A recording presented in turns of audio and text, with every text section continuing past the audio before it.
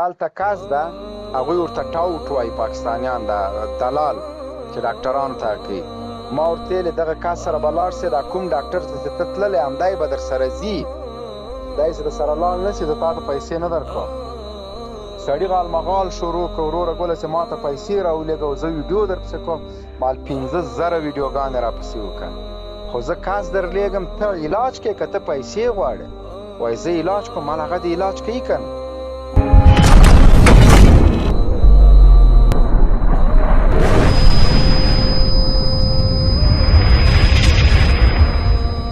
ما 3-4 ماشومان د سرطان لیږلي دي. الله پاک دی بس د دوی له والدینو سره سړی خیرام نسي ورته کولی چې نهایتا ظلم یې ورسره کړی. قسم مې د په خدای وي د سرطان د ماشوم په ماشوم باندې فکس 3 لکه افغانۍ ما لګولي دي. په والله بالله چې ترې تېنه غلا کړې ده، پیسې ترې وهلي په دې نجلۍ علاج نه ده کړی. بالاخره یتیمه م هغه بیچاره لاړه په حق ورسېدله. ښه نو دغسې خاینان شته. قسم مې د په خدای د پوستکو د سرطان مریضانو د پوستکي د سرطان 1 لک افغانۍ مې نغدې ورکړلې. لاړم ډاکټر ته مې بوته، په خپله ورسره لاړم دغلته په دغه چارې عبدالحق کې دوا مې ورته واخیسته. یوه نجلۍ وه سترګه یوه له منځه تللې وه، دا بله یې جوړه وه. د ما ډېر چورت هغه نجلۍ ته ځکه مایوبه سوه، د تې عمر یې تباه سو. او 3 نور ماشومانو درېیمه میاشت باندې لکه ما د ډاکټر سره مخامخ کړه. ډاکټر قدامنی نومیږي، دنه علاج کوه. درېیمه میاشت باندې پیسې د دوا ما ورکولې او 1 لک روپۍ مې ورکړې. بله ورځ بیا راته زنګ ووایي د ما پیسې خو خلاص شولې. مال په چی چې دې خلاصې کړلې وروره؟ 1 لک افغانۍ مې درکړي، کلدارې مې نه دي درکړي. تا په چی چې خلاصې کړې؟ وایي زه قرضدار یم. مال ما خو د قرض دپاره نه دي درکړي، ما خو د دې دپاره درکړي چې دغه ماشومانو باندې ته علاج وکړې. قسم په خدای په 4مه میاشت دواخانې نه دوا اخیستې ده، بیا څنګ کې بله دواخانه ده په هغه باندې خرڅه کړې ده. د 2000 دوا یې په 4000 روپۍ ورکړې. ګوره د ده بېناموسه اولاد و، د ما اولاد نه و. د 2000 دوا یې په 3000 روپۍ باندې ورکړی ده. هغه دواخانې والا د ما ملګرو سره رابطه کړې وه چې دغه سړي ته ستاسو دوا اخلئ، له هغه دواخانې یې راوړي، دلته یې په ما خرڅوي. ما تیار پلاستیکو کې ایښي دي. پسې ورغلم مال زه به یې ویډیو نشر کړم، خو د دې په خاطر حیا راغله چې دا بېناموسه به کلی لري، کور به لري، زندګي به لري، دا ټول خلک به بیا تو لعنت پې باندې وایي. نو داسې خلک هم شته که نو هغه 3 واړه ماشومان وفات شول. دا اوس زه د سرطان د پوستکي 8 ناروغان لرم چې هره میاشت زه پیسې ورکوم، خو ډېر نظارت پې باندې په دې کوم چې خدای دا پلار پې ظالم نه کړي او دغه د دواو پیسې ترې نه ونه وهي. پوه شوې؟ یو بل کس مې شیخه لېږلی پاکستان ته، دا لاسونه هم کاږه و پښې هم کاږه وې، د اورمیک سره یې چره خوړلې وه. وروره فارم کې ومه چې په بایسکل یې سړی راته راو داسې مې ورته وکتل، سخت مې زړه باد شو. مال ولې بچیه داسې لږه لږه ږیره راغلې وه. وایي څوک مې علاج نه کوي. مال ولې؟ څومره مصرف در باندې راځي؟ وایي 3 لکه کلدارې. مال زه 6 لکه درکوم. په همدغه ساعت باندې خدای مې په سر ولاړ ده، 80,000 کلدارې مې ورکړلې. مال روان سه ځه. مال علاج دې کېږي؟ وایي و. مال څنګه کېږي؟ وایي مکمل جوړېږم، په 6 لکه روپو باندې مې عملیات کېږي، بس روانېږم زه چې مال ښه. پاکستان ته چې لاړه د ځوان زوی راته ټلیفون وکړه چې 6 لکه روپۍ راولېږه. مال ولې؟ وایي زه ډاکټر سره وغږېدلم. مال بچیه دا پیسې له هوا نه نه دي راغلي، ځکه دروغ وایم الله دې د دې خبرو پوښتنه رانه وکړي. مال دا پیسې له هوا نه نه دي راغلي، دا ما کرلي نه دي، دا د هغه افغانانو امانت پیسې دي چې په خپله خوله مزدوري کوي، سهار کار ته ځي، ماخوستن ناوخته راځي، 18 ساعته کار کوي، د هغه نه یو 50 روپۍ 100 روپۍ 200 روپۍ هغه دلته رالیږي. دا زه څنګه تا ته همداسې درکړم؟ مال هلته کس ده هغوی ورته ټاوټ وایي پاکستانیان، د دلال چې ډاکټرانو ته کوي. ما ورته ویلې دغه کس سره به لاړ سې دا کوم ډاکټر ته چې ته تللی همدی به در سره ځي، دی چې در سره لاړ نه سي زه تا ته پیسې نه درکوم. سړي غالمغال شروع کړ وروره ګله چې ما ته پیسې راولېږه او زه ویډیو درپسې کوم. مال 15,000 ویډیوګانې راپسې وکړه. خو زه کس درلېږم ته علاج کوې که ته پیسې غواړې؟ وایي زه علاج کوم. مال هغه د علاج کوي که نه؟ مال کوم ډاکټر چې ته خوښې دا سړی به در سره لاړ سي.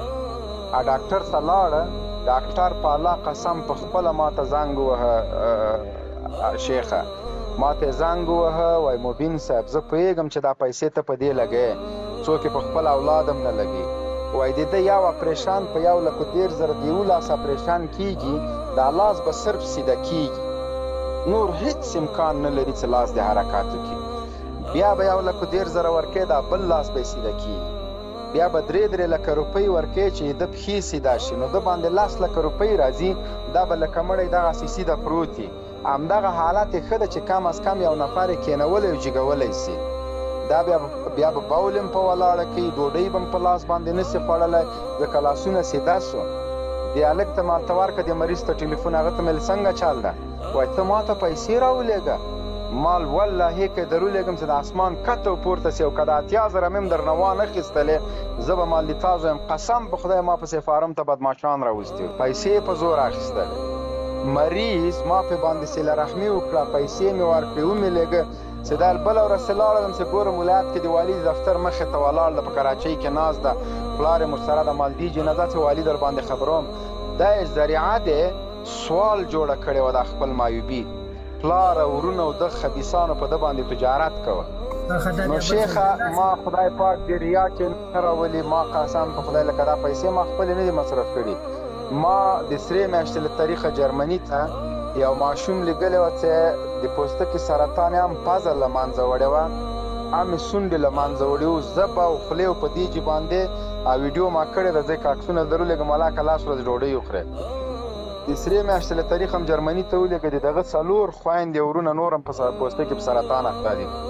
اوس یې هم پزه پلاستیکي جراحي ورته کړې، هم یې سونډې مکمل لکه جوړ هلک ده، تقریبا داسې یو 4-8 میاشتې بعد به یې راولېږي.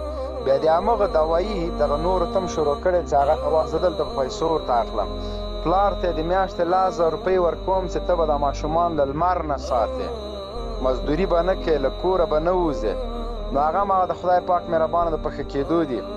نور مریضان دي په جلال آباد کې، زه هر څوک ته یم چې د الله رویو که ګرمي ده، دا بچیان دې راوله کابل ته سر یې تنبه کړی، دا بچیان یې بیا وروره ګله یو په 2 مریضان سوي دي، هغه د مونږ د 1.5 کال خواري وو، هر څه یې وروره عباس کړل. ډېر خلک د ما ته له خارج نه زنګونه وهي، شیخه پلانکي سړي مې پیسې وړي دي، پلانکي سړي ته مې د کومک دپاره ورکړي، یعنې تر 10 لکه افغانۍ او 50,000 یورو پورې. 50,000 یورو د جومات دپاره 6 کاله مخکې یوې ښځې چاته لېږلي وو، بدبختانه چې هغه سړی د اوس صراف هم و.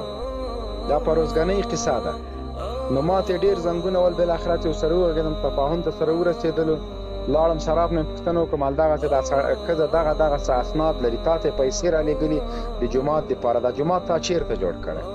سړي له ما جومات جوړ کړی، دا یې راسره مني نه، ما راځه ما ته جومات وښیه. جومات یې سره راته وښود، دغه جومات مې جوړ کړی، دتې لاړله مخکې چې لاړله مازدیګر سو، هغه خلکو ته لاړم، مال دا جومات څومره وخت کې جوړ کېږي؟ هغوی ویلې دا 14 کاله کېږي چې دا جومات جوړ سوی.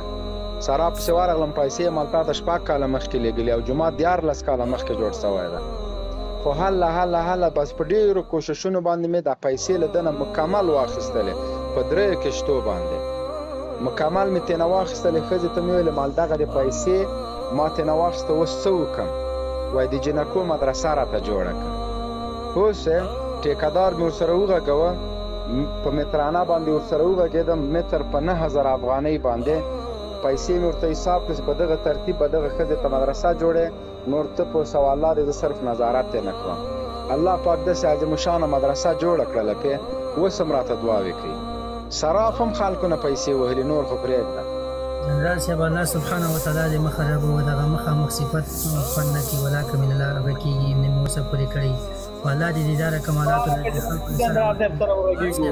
جنرال صاحب لاندې یو نفر د په نامه دی عبدالقیوم ذاکر، پخوانی ملګری خو نه ده. پرون شیخه پرون ګوره شیخه ما سره ډېر عجیبه پېښو سره کامره دې ولې بندېږي؟ زه د باور په خدای که عجیبه پېښو سره مخ کېږم. پرون بله ورځ یو کس راغی، لندن نه راغلی ده،